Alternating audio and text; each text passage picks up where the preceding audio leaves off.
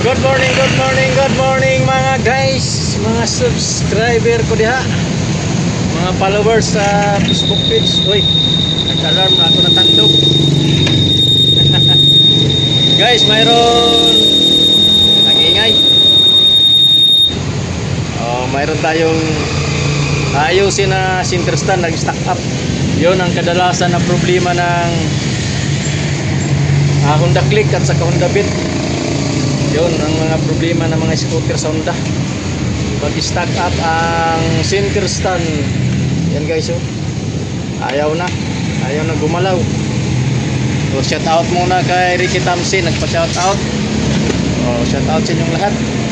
So para safety yung pagtanggal ng center stand, marami tayong gagamitin. So ito yung gagamitin natin, no? Gagamit ito lahat. Para safety, magamit tayo ng acetylene. Kaya hindi pwede na puppukin ng martilyo kasi mabasag yung makina. So mabasag yung bulsa nyo. So sundan nyo na lang yung gagawin natin, paano natin tanggalin yung naka-stack up na center stand Honda Click. Una guys, tanggalin muna natin yung spring. Ganito lang, oh. Pagtanggal ng spring, lagyan mo na lang ng tie wire sa ilalim. Yan. At saka kuha ka ng plies. Ganun lang, oh.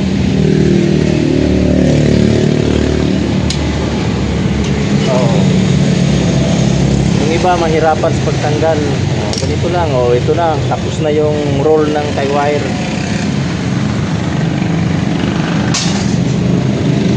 Sunod, grinder. Yung pinaka-center stand nya dito, yung sa nilagyan ng axle, kailangan natin hiwain, grind para makapasok yung oil natin na ilagay at saka yung paghangin.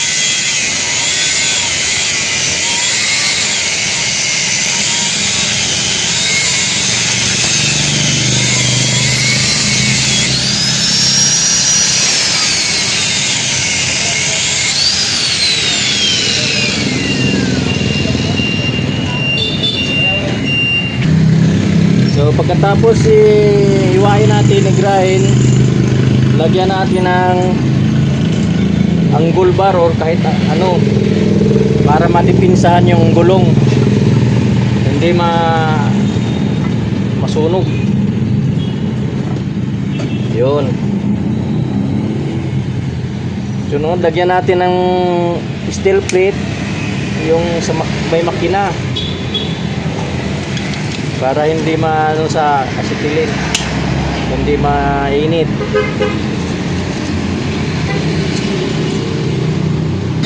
Dito na papasok ang acetylene. Ito yung acetylene natin.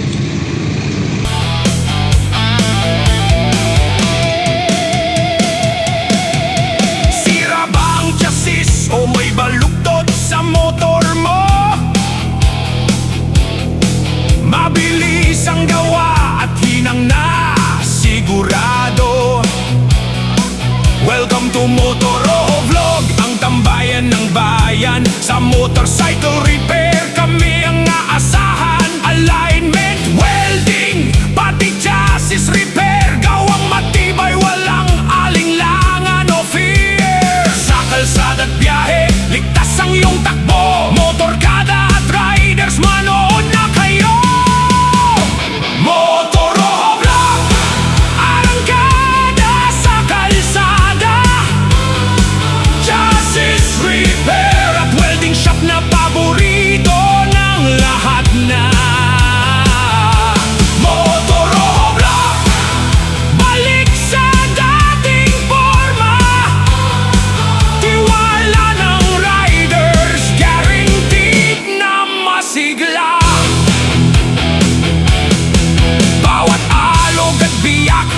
kayang-kayang solusyonan.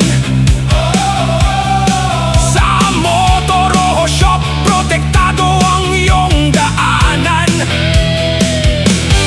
Welding na pulido, gawang subok at matatag. Sa bawat vlog, episode, kaalaman ay inilalabag. Manood, matuto at mag-subscribe na rin. Motoroho Vlog, alagang rider sa atin. Hindi lang basta repair, may puso ang gawa. Para sa seguridad ng bawat pamilya, arangkada na sa daan ng walang kaba. Motoroho Vlog, kasama mo tuwi na. Sa kalsada't biyahe, ligtas ang iyong takbo. Motorkada at riders, manood na kayo. Motoroho Vlog, arangkada sa kalsada. Chassis repair at welding shop na paborito ng lahat na. Motoroho Vlog, balik sa dating forma. Tiwala ng riders, guaranteed na masigla. Motoroho Vlog,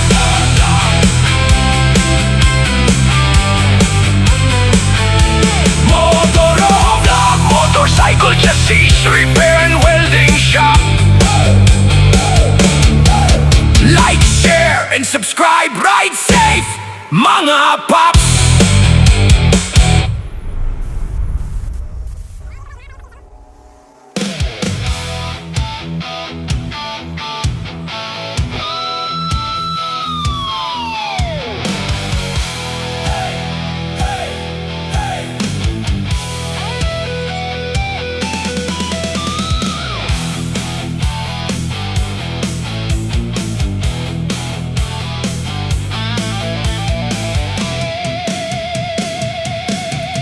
Sira ba ang chassis o may baluktot sa motor mo? Mabilis ang gawa at hinang na sigurado.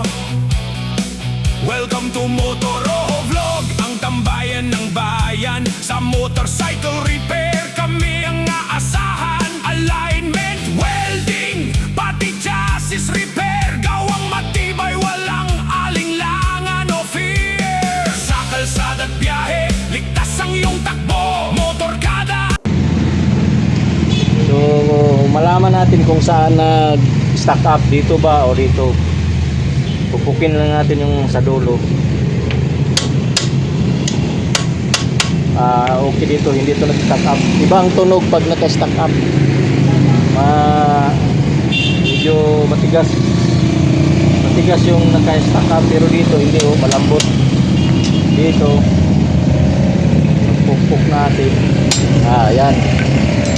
Sakit sa talinga. Dito natin ihiting. So,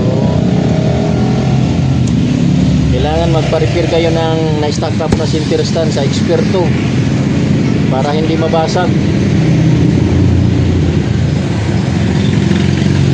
Kung wala masigla, bawat alog at biyak, kayang-kayang solusyonan. Sa Motoroho Shop, protektado ang iyong daanan. Welding na pulido, gawang subok at matatag.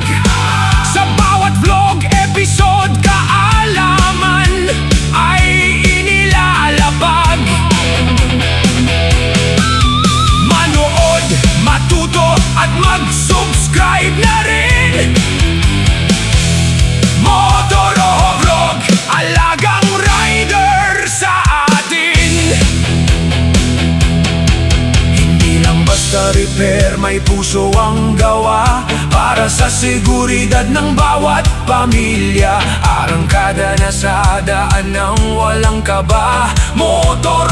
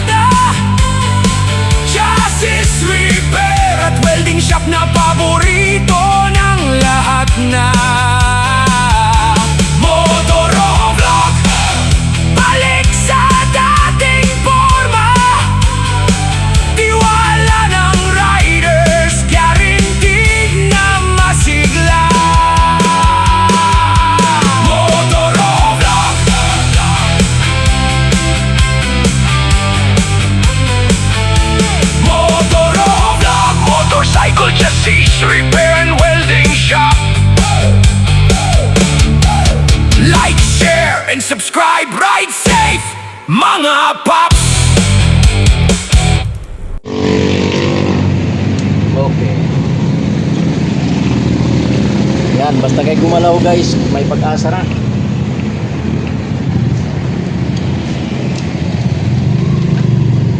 Okay. Okay guys. Labas na guys.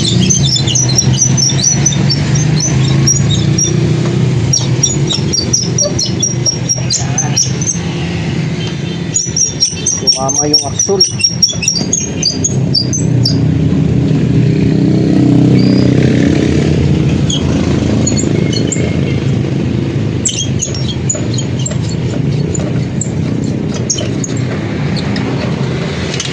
Okay guys, tanggal ra.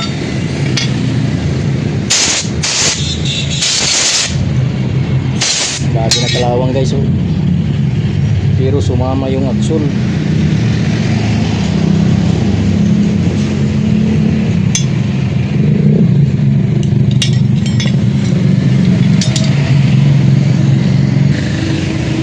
So linisan na natin guys yung axle.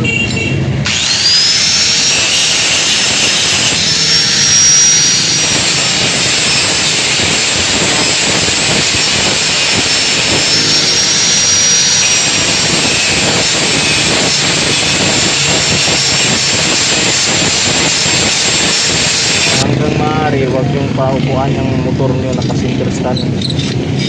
Okay na to guys.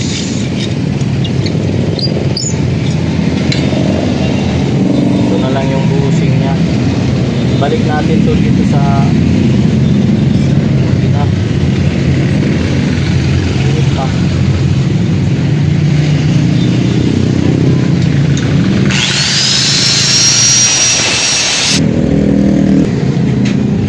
So yun guys, ibalik na natin yung bushing nya. Yung center stand hindi na natin ibalik kasi naputol na oh. So baka yung may-ari bumili ng bago. Ito na lang yung ibalik natin yung axle. Nadala kasi pag bunot natin. Gandaan lang sa pagpupok para hindi mabutas yung makina. Butas rin yung bulsa mo pag mabutas to.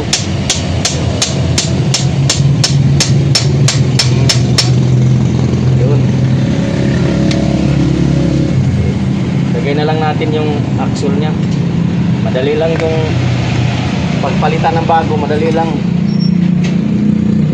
So okay na guys, tapos na. Salamat sa panonood. Subscribe, share, comments. Thank you. Salamat.